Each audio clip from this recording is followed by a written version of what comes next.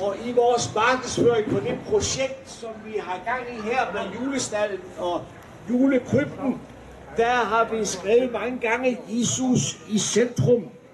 Og det passer jo ganske godt med barnet i krybben her i centrum af Strøget og i centrum i Aarhus. Men det er jo et udsagn, som vi kan have mange forskellige holdninger til. Det er da helt naturligt at spørge, hvorfor skal han være i centrum, Jesus? Hvorfor lige ham? Hvorfor er det ikke andre, der skal være i centrum? Og hvorfor er det ikke eventuelt mig selv, der skal være i centrum? For at hjælpe os med at finde svar på det spørgsmål. Et svar på det spørgsmål, så har vi spurgt 2 dygtige teologer. For teologer må da vide noget om den slags ting her. Vi har spurgt Bodil Skødt, KTO, og vi har spurgt Morten Hørning, Ph.D. i teologi, og de må da kunne fortælle os noget om det her. Og nu giver vi ordet til dem, og de får 15 minutter, og når de 15 minutter er gået, så stopper vi. Og hvis der så er nogen af jer, der har hørt på det her gang væk eller tæt på, der har nogle spørgsmål, så kan I komme med. Så nu giver vi ordet til Rune og til Morten. Tak fordi I var med her. Den er nærmest bagved, men... Og nu er. Jamen, selv tak. Og Morten, jeg kunne godt tænke mig at spørge dig først. Altså, når jeg ser den her historie, ikke, så ved jeg, at noget af det sådan andet, jeg har læst, jeg tror blandt andet, det er dig, der har skrevet noget om det, at du gør et nummer ud af at sige, at Jesus er en konge. Altså, du ved, helt lige bagved dig, eller sådan, ikke også? Og når jeg læser historien, også, der er altså ikke meget kongeligt over den her historie. Og alligevel så, er det, så taler vi om Jesus som konge, eller du gør i hvert fald. Du mener også, Bibelen gør det. Ja, det kan man godt undre sig over, fuldstændig som du siger.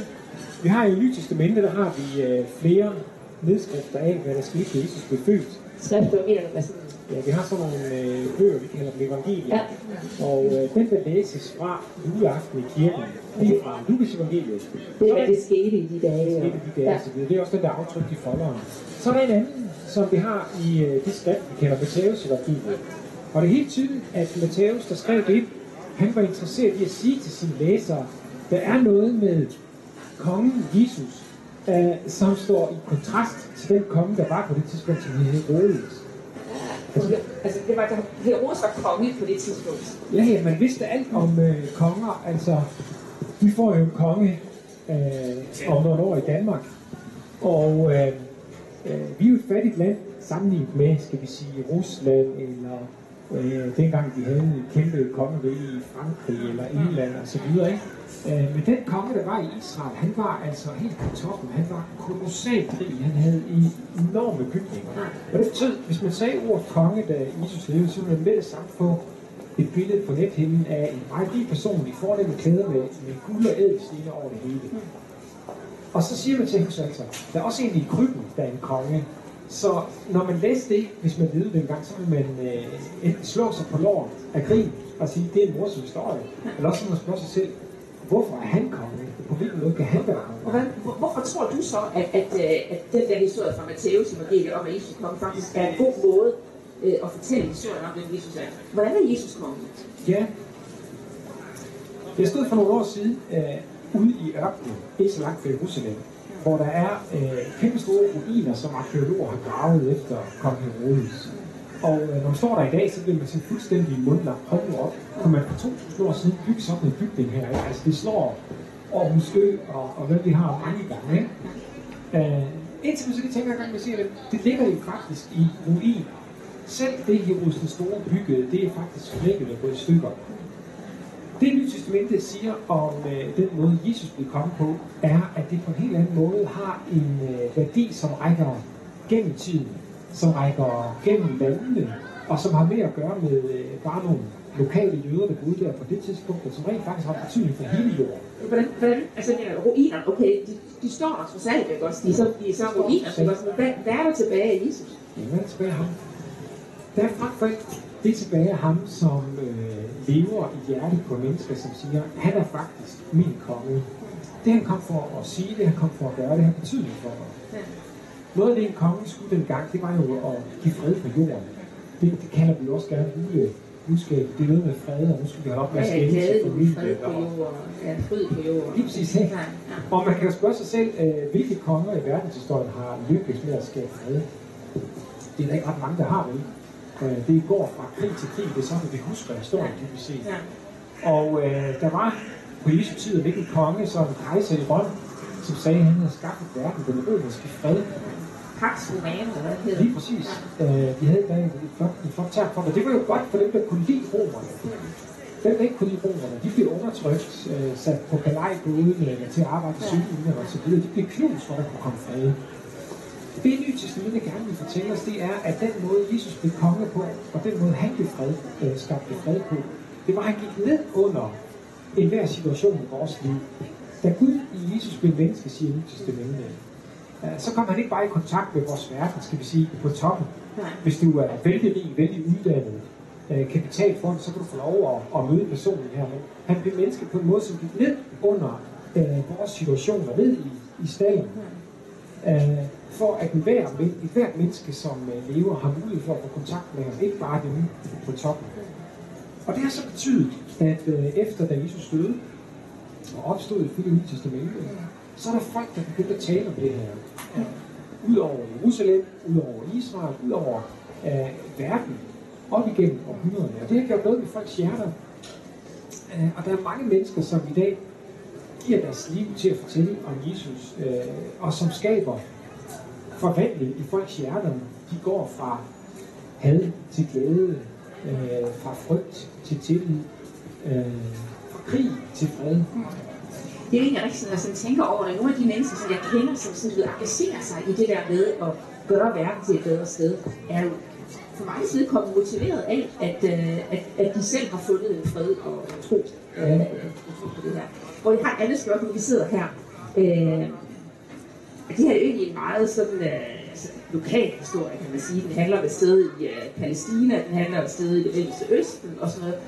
Nu nævnte du det her med konger, og jeg kan godt se, når vi sådan kigger her bag, der er jo noget kongeligt over et par af de personer, nogle af dem her, som er kommet med i de der. Men hvad laver ham den sorte i juleevangeliet fra Palæstina? Ja, jeg synes, det er fantastisk, han er i vores udstilling her. Og det er jo sådan et lille tegn på, at helt fra begyndelsen af var evangeliet med budskabet, fortællingen om Jesus, den var tænkt til at være mere end lokal. Så vi har de her 3 vise mænd, som holder øje med stjernerne. Jeg læste et sted, at man kan se, jeg tror det er 8.000 stjerner med det blotte øje. Så det at se, at der kommer en ny stjerne, som bevæger sig, det kræver noget. Så de er gået op i det. Og de går altså fra Østens land, måske det nuværende Iran, og opsøger ham, som de tror må være kongen, siden hans stjerne er dukket op. Og de går jo så i øvrigt først til kongen Herodes, fordi de tænker, at han må jo være i Damaskus. Og finder så ud af, at nej, han er rent faktisk i stedet væk. Og en af dem har så ifølge kirkens tradition haft en mørk hud, og det synes jeg er fantastisk. Så selv mørkhudet hører med i juleevangeliet. Ja, det er Det er en anden ting, fordi når jeg kigger den her, også, den har jo juleevangeliet fortalt. Du nævnte, der er flere versioner i Bibelen. Ja. Den her, det er fra Lukas. Og der står jo faktisk her, at Josef og Maria kommer til Bethlehem, fordi det er jo derfor, de kom. Det vil sige, Morten, at de faktisk kommer hjem. Ikke? Altså, de kommer hjem til deres familie og sådan noget. Så giver det for mig ikke nogen mening, at der ikke er noget sted, hvor de kan finde et sted at være, hvis de kommer hjem. Altså uanset hvor lille mit hus er, hvis mine børn kommer hjem til jul, så finder jeg altså plads til. Ja, jeg tror måske nogle gange, så har vi, når vi har læst Lukas evangelisk beretning med vestlige øjne, så jeg har haft sådan lidt en forkert fornemmelse af, hvad der er, der rent faktisk foregår.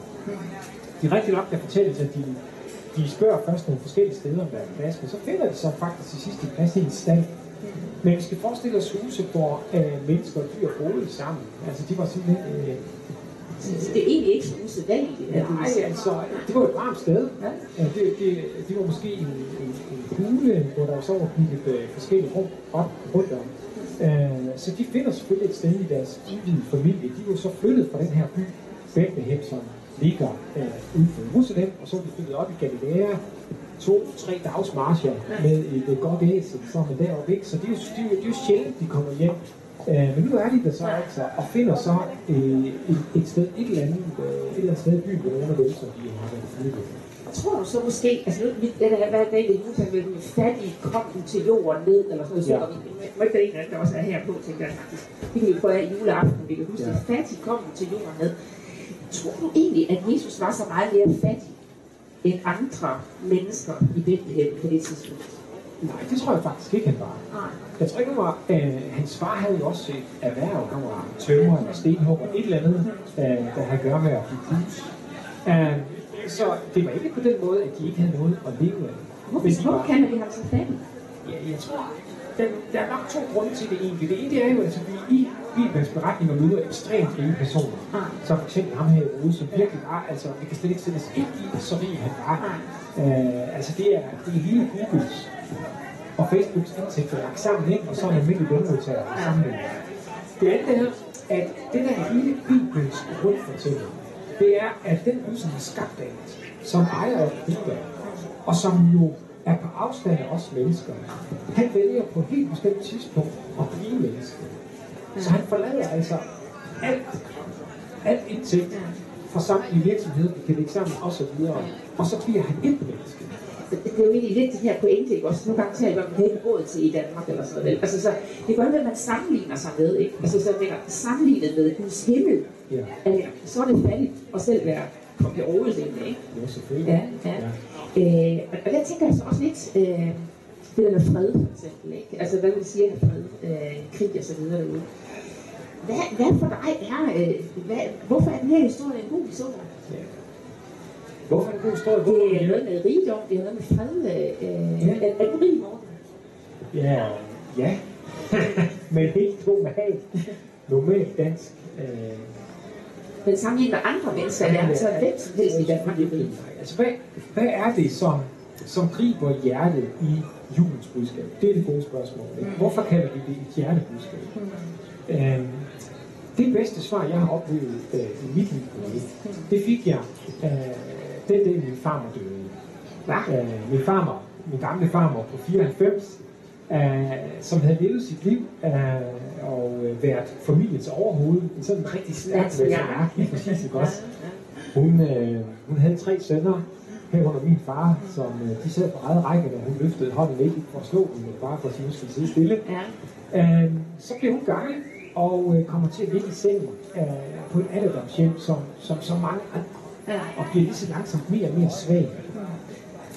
Og glansen går af, hun er virkelig ikke til at genkende. Men Simon, hun laver en bevægelse fra toppen, altså lige fra paladset, derude i ørkenen, ligesom Kong Herodes, hun har stået på toppen af det lille landsbysamfund, som var hendes og familien og så videre. Og så står der hele revner, og hun ender der i sengen.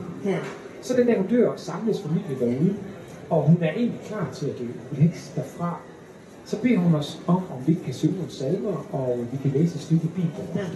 Og mens vi gør det, så kan man se, at hun bliver mere og mere glad, hvis freden kommer tilbage i hendes ansigt. Ja, så slår det mig, at det evangelium, som forkyndes fra det nye testamente, det er ikke et evangelium fra toppen af dit liv, den dag du er på dit palads ypperste, den dag det skinner, som det skal. Det er faktisk et budskab, der kan nå dig, selv den dag du er på det allergreneste i dit liv. Og det er kun muligt, fordi julens konge blev en konge i stallen. Han blev ikke en konge, der berørte toppen af den her verden. Han blev en konge, der dykkede ned under enhver situation, som er i vores liv. Til sidst så dør han på et kors. Måske den mest ydmygende måde at dø på, mennesket nogensinde har fundet på. Og præcis den måde dør han på for at gøre sig til et med vores virkelighed. Og så siger han altså til os, den der vil være sammen med mig, den der vil have fællesskab med mig, ham vil jeg være sammen med. Så tænker jeg det ud i byen, ikke også? Ja, hvis du har ret i det der, ikke også? Så tror jeg faktisk godt ønske hvem som helst her i byen, uanset hvor på stigen de er, et glædelig og en god jul.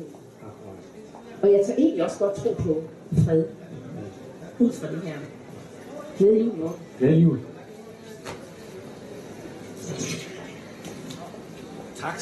Tak skal I have, Trudy og Morten. Tak for det, så vil I også et indblik i nogle af jeres tanker omkring det, der sker her, og det, der skete engang i sin tid. Tak for det. Er der nogen, der har nogle spørgsmål?